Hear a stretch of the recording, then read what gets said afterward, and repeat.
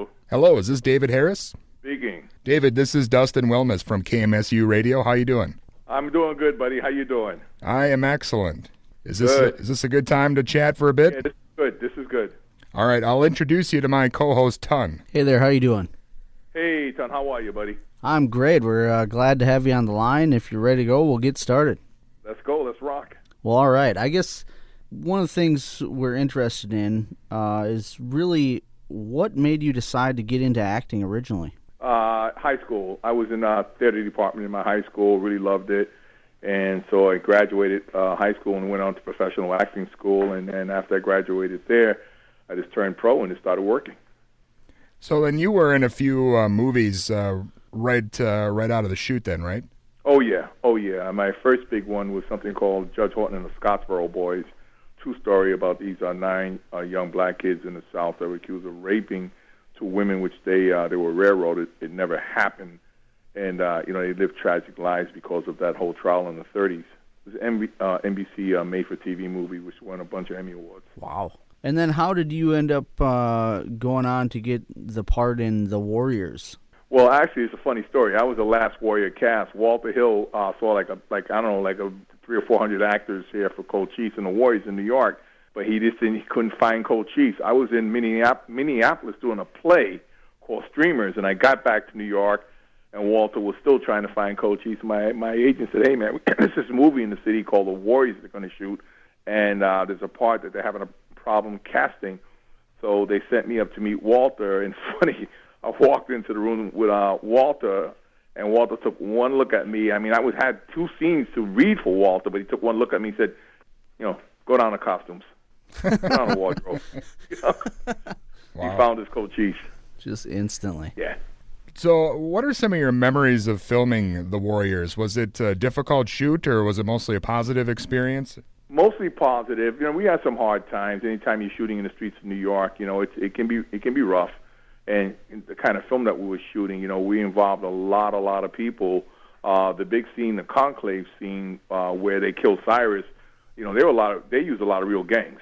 They used a lot of people that were in real gangs and had a lot of animosity towards each other. So it was difficult shooting that scene. It took us like six nights to shoot that scene because it involved so many people in crowd control and trying to control the rival gangs, and so they wouldn't fight and all this and all that, and protect the Warriors. So it was crazy doing that scene there. But otherwise, we had a lot of fun. It was our first big major feature for most of the actors. We didn't know each other, but we came together very quickly and gelled as this unique group of guys from Coney Island called the Warriors. We just really liked each other and we gelled. It was like no egos and stuff, and we got along so well. It was like we knew each other for like 20 years. It seemed like. Oh. Well, how do you go about casting, all these extras out of gangs? Do you just post flyers, or no? We had nothing to do with that. They, production company. They go into communities. They get social workers. They go into youth work camps and all this sort of stuff. And they hire all the extras. They're people that do all that. They're central casting for extras in New York, and they did all that. They for all the different gangs and all that. They people that just cast them. That is just craziness. Now, mad crazy. Yeah. Did you ever imagine now that, still all these years later, we'd be talking about this film and it would have such success, really cult success? No, we thought we were shooting this little movie for 8 weeks in the city. We ended up shooting almost 6 months. There's so much stuff that the public has never seen. A lot of deleted scenes. Walter shot a 4-hour movie. And a movie could run an hour and 40 minutes, but Paramount kept loving all the dailies and all these different things that Walter shot that they just let him go on, let Walter indulge himself. 8 weeks turns out to be almost 6 months. Come on, wow! You know what I mean? Wow. There was so much incredible stuff that was shot. There's so many gang fights that we had that you never see that just couldn't be in a movie. Otherwise, you'd have a 4-hour movie. So. It was just amazing. It was just amazing shoot, and then shooting in the city. There's nothing like shooting in New York City. You can't mock this up on no Hollywood set or anything like that. Being in the subways of New York and the look of the film back in the '70s, the way New York City looked, and New York City doesn't look like anything like that now. You know what I mean? The subways don't look like that. All the great graffiti artists and all that, that's all gone. You know what I mean? We had a big sign in Coney Island on one of the walls. They knocked the building down that said the Warriors.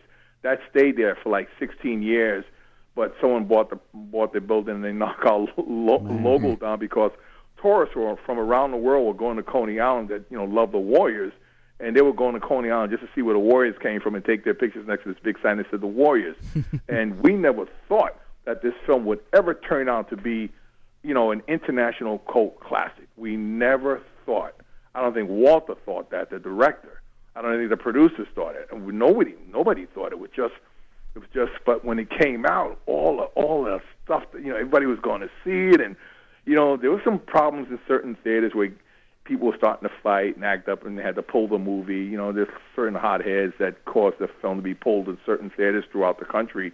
But we just never imagined. We never imagined. We do shows where I've been, in a lot of countries, and all of us have. They've flown us to talk about the film and how was it like making the Warriors and signing autographs and stuff like that. We have quite a following around the world.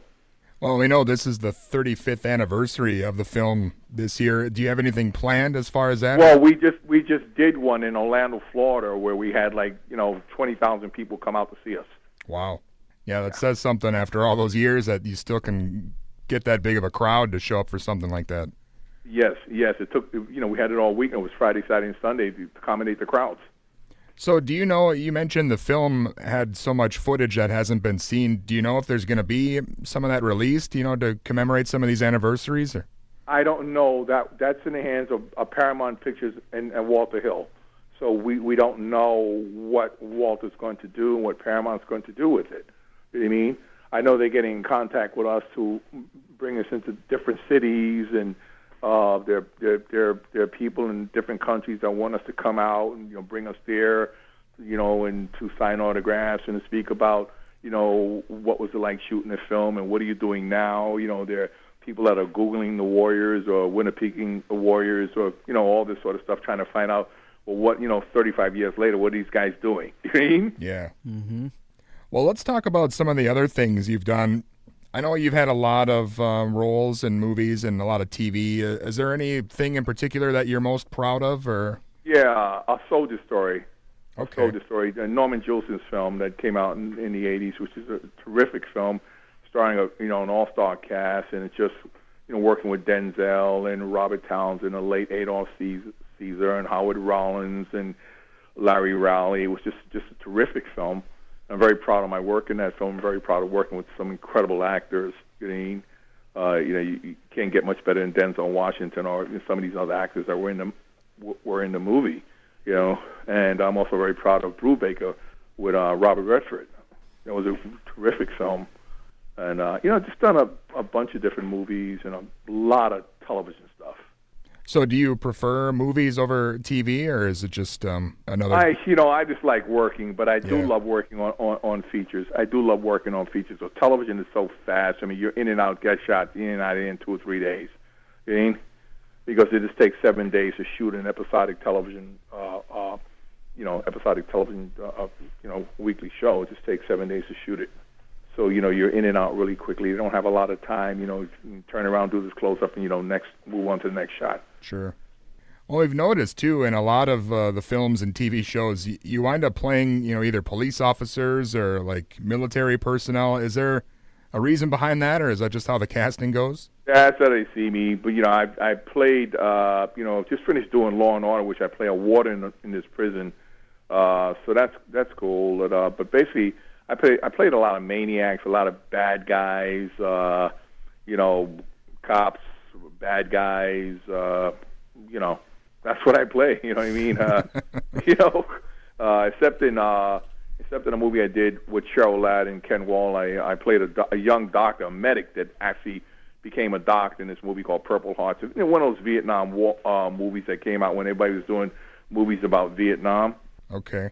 So kind of branching out a little bit. Yeah.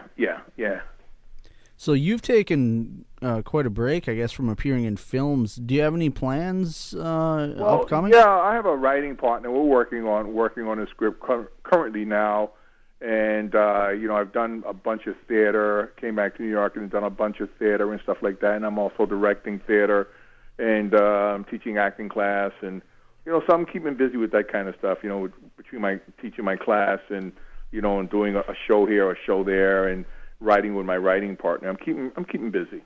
So then, do you have any other upcoming projects you want to let us know about, or anything else coming up? Well, right now, it's just the Law and Order Special Victims, and like I said, I'm working on the script with my writing partner in California, so that we probably won't finish until like the end of this year, and then we'll have to sell it, get someone to buy it. Hopefully someone will buy it, and hopefully someone will make it. Excellent. Beautiful.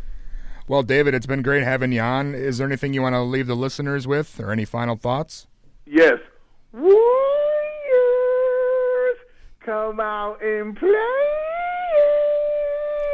If you can count, suckers. Beautiful. That was awesome. Well, all my Warrior fans, can you dig it? That was beautiful. All right. All right, well, thanks a lot, David. Okay, guys, have a good one now. All right, you too. Thanks so much. Take care. You got it. Bye-bye. Bye-bye. Bye-bye.